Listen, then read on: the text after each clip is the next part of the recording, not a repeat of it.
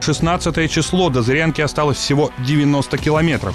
Появилась сотовая связь. В 4 пополудни благополучно прибыли в поселок.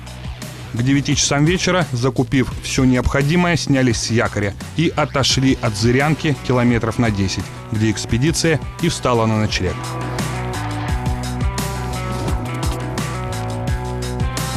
Восемнадцатый день запомнится особенно. В 6:30 утра шинтоповцы пересекли границу полярного круга. Некоторые из участников Шинтоп-Трофи уже были в Заполярье, но никто не проходил обряд посвящения в полярники. Решили это исправить. Коллеги, сегодня у нас знаменательное событие. Мы только что пересекли полярный круг. Где-то я слышал, что есть обычай посвящения в полярники.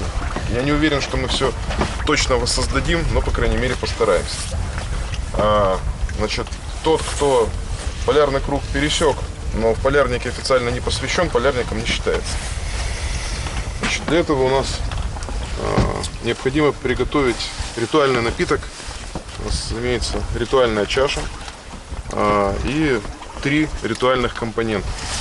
Напиток называется в народе как? Северное сияние. Вот видите, все знают. Не верится мне. Синяя жидкость антифриз. Это Не замерзай. Порто УУ. На самом деле это спирт питьевой. Чуть такое. Не переборщи. А мы водичку еще разбавим. Ох, хорошо. О, плюнь.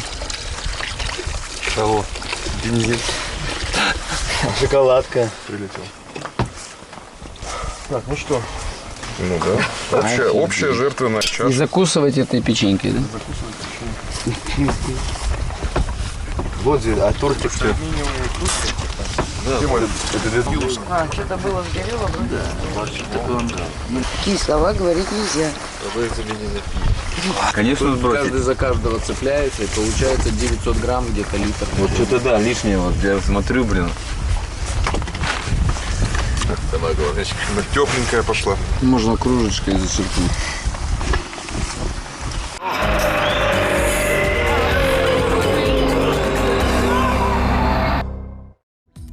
— 19 июля экспедиция в Среднеколымске.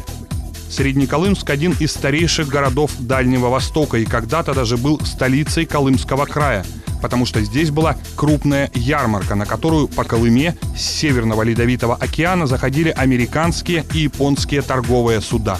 Здесь же в свое время отбывали наказание декабристы и заключенные ГУЛАГа. Колыма всегда была интересна, поскольку, можно сказать, что является определенным брендом, причем бренд ассоциируется прежде всего с ГУЛАГом. Но если смотреть на ситуацию более общо, ГУЛАГ – это одна из активных попыток освоения этих мест. Одна из технологий, которая была применена в то время. После того, как проект с ГУЛАГом потерпел экономическую неудачу, через какое-то время произошла перегруппировка сил и начался очередной этап. Среднеколымск сегодня добротный поселок. Видно, что народ тут живет основательно и никуда уезжать не собирается. Многие же северные поселки, напротив, создают впечатление деревень временщиков. К вечеру разыгрался шторм. Пришлось ночевать на берегу.